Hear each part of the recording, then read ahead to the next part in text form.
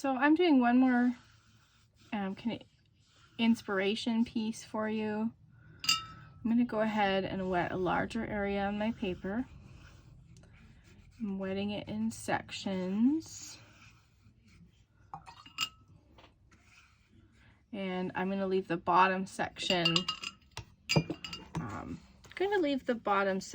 open because I am going to start at the top and work my way down, and I don't want it to be too dry. So I'm going to lay in and do sort of a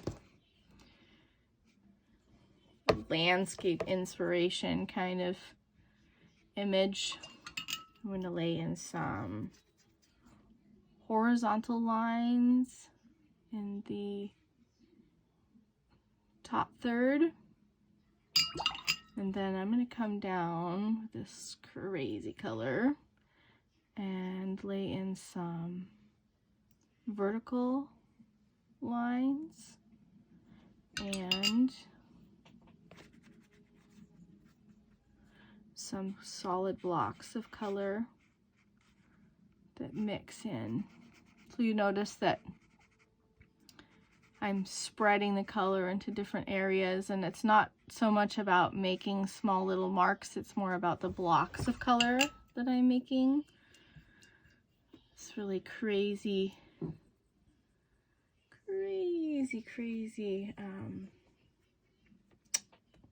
green gold. That's the color I gave you guys at the library. And I'm going to come in and do some additional marks just to play with these sections.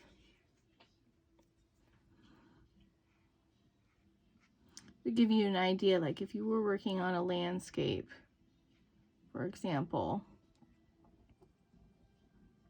this is sort of an imaginary landscape with imaginary colors, just, oh, hideous colors, really. But you can see how the paint does a lot of it. I'm just coming in with these different marks.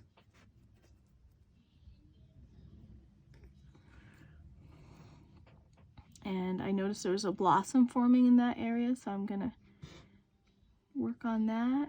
And I don't want to work it too much more because it's already starting to dry.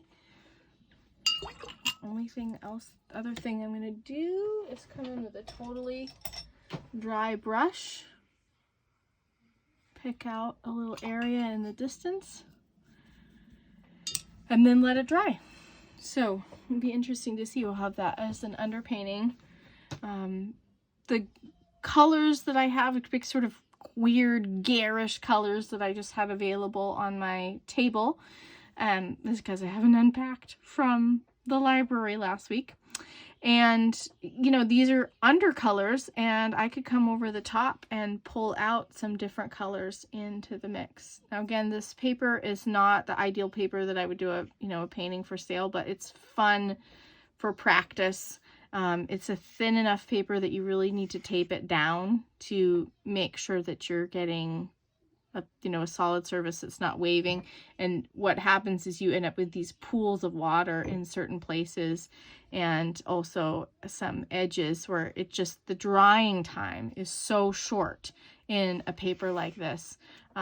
Perfect for like journal and quick play, where you're going to be doing a few layers and that's it. But you notice right away there's already, even from just pulling it a few times, there's some pilling happening in here too. You can see this area is fine, but where I came back in with that green, it was just wet enough that the paper, little pieces of the paper came up.